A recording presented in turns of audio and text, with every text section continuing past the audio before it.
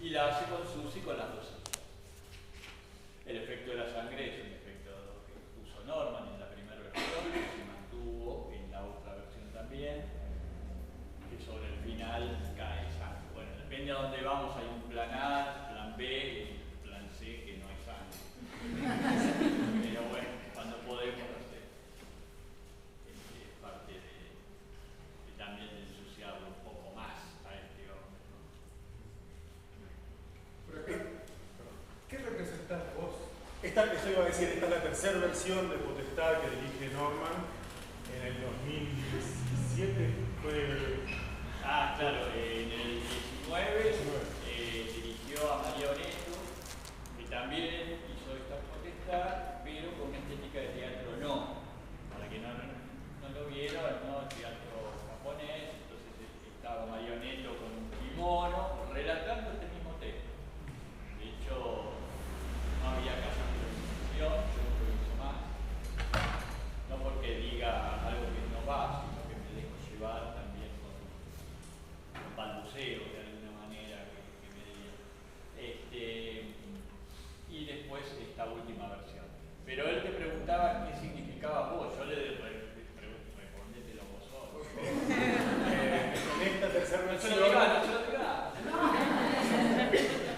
la del golfista y el Cadi es como un devenir de la Tita, la que estaba en la silla, la versión, es un devenir de ese personaje ahora que encarna a un Cadi. Y se puede entender también como una especie de cómplice que escucha todo lo que él, la catarsis que hace, ¿no? Que el Tito, que soy yo, son todos ustedes también, de alguna manera. Sí, Tato escribe inicialmente un Tito. En la primera versión hay un Tito. Se transforma en Tita cuando el actor que estaba, Tito Drago, en su momento se tuvo que ir y en un congreso, ayer Susi lo explicaba en la charla que tuvieron un congreso en Río de Janeiro, fueron a hacer la obra y Tato dijo, hacer a vos y vamos a improvisar. Bueno, a partir de ahí también la obra con una Tita se resignifica también, se potencia, porque mucha gente veía en Tita o a la hija, digamos, Susi tenía 12 años menos, 10. Entonces algunos veían a la hija que lo escuchaba, otros veían a la mujer, otros veían a la amiga. En este caso, sostener el personaje de Tito, que es una idea inicial de Norma, todo lo fui a ver para ver qué vamos a hacer, me dice yo para Potestad ya tengo la idea, y me dijo es un golfista con su casa.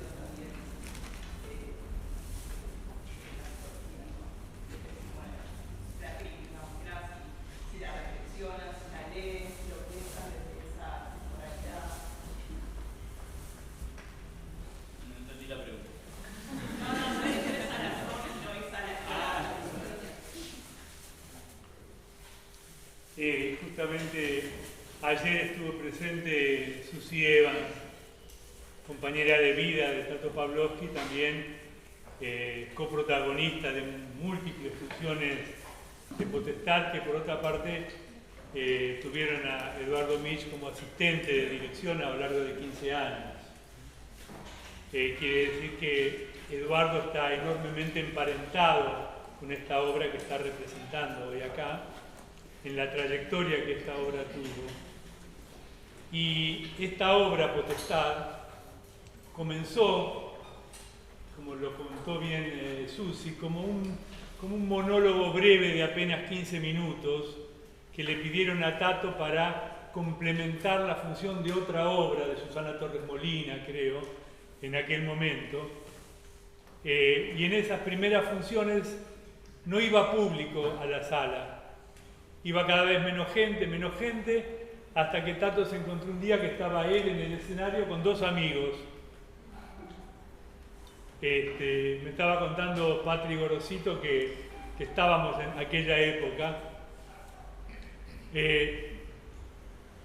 Y esa noche Tato decidió subir a escena, dice, y multiplicar dramáticamente su pequeño monólogo de 15 minutos. Desplegó a este personaje en escena y esa noche la obra duró 50 minutos. Y palabra más, palabra menos, dice Tato, es la versión que dio la vuelta al mundo y la que Eduardo Mich y Damián nos han traído hoy aquí.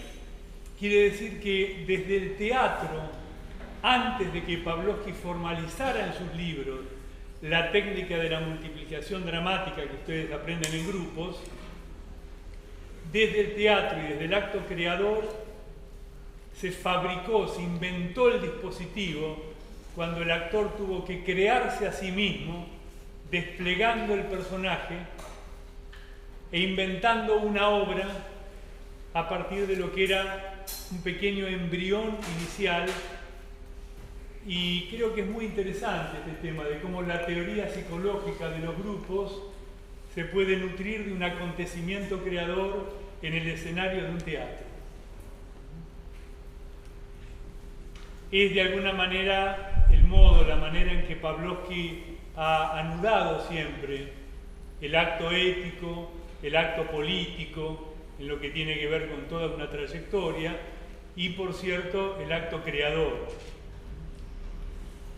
Pavlovsky arrancó en el año 73 con una obra que se llama El señor Galíndez, que es el anticipo estético de lo que sería después la represión y la tortura.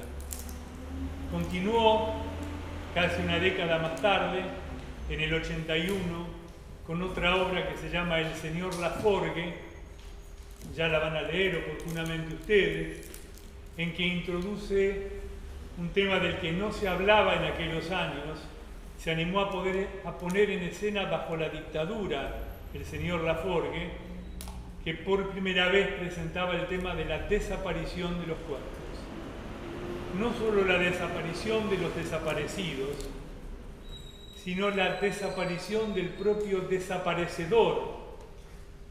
Cuando los personajes de los vuelos de la muerte comenzaban a ser incómodos para el régimen, y el señor Laforgue muestra cómo el propio régimen transmuta, metamorfosea a ese aviador para no poner en incomodidad al establishment de ese momento.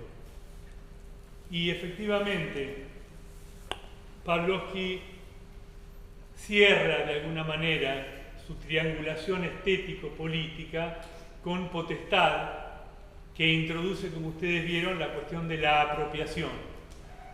La apropiación y la restitución. En esta dialéctica tan peculiar de esta apuesta desconcertante, pero que tiene justamente en ese desconcierto la fuerza de interpelación al auditorio. Así que bueno, estando más o menos en hora y agradeciéndoles por la presencia, si pueden colaborar con los actores y con este emprendimiento Independiente. Le agradecemos a Damián. Hablando de señalar, hay un taller que va a dar Carolina Pavlovsky el sábado, 6:30, en su espacio, es con inscripción previa, y hay un Instagram de Potestad, que es Potestad de Tato Pavlovsky. Ahí tienen toda la información del homenaje, del taller también, así que bueno, gracias por acompañarnos.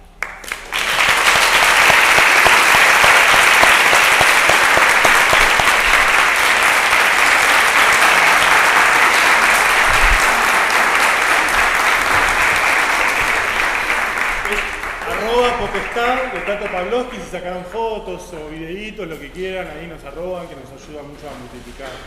Gracias.